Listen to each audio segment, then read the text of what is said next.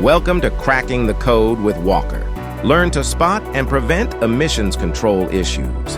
In this video, we're tackling catalytic converter failure due to accumulation of mineral deposits over the monolith's surface. Another type of catalyst fault is the one that is produced due to monolith cell obstructions. This failure occurs when the gas passage of the catalytic converter's monolith is obstructed by deposits of foreign materials, such as salt coming from cooling liquid leakages burnt at the combustion chamber, carbon particles coming from uncompleted combustion from the chamber, or phosphorus particles generated from the lubrication oil burnt at the combustion chamber.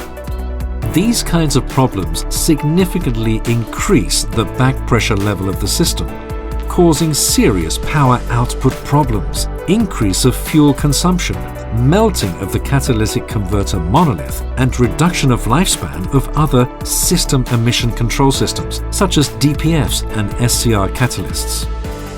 To detect this kind of fault, Tenneco recommends using a fast diagnosis tip, that is to unscrew the lambda probe upstream the catalytic converter in order to check the status of its measuring surface, as its appearance informs us about the status of the catalytic converter monolith.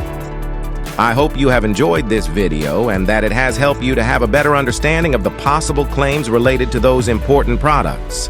Thank you, and see you in next episodes of Cracking the Code of Emissions Control Customer Claims with Walker.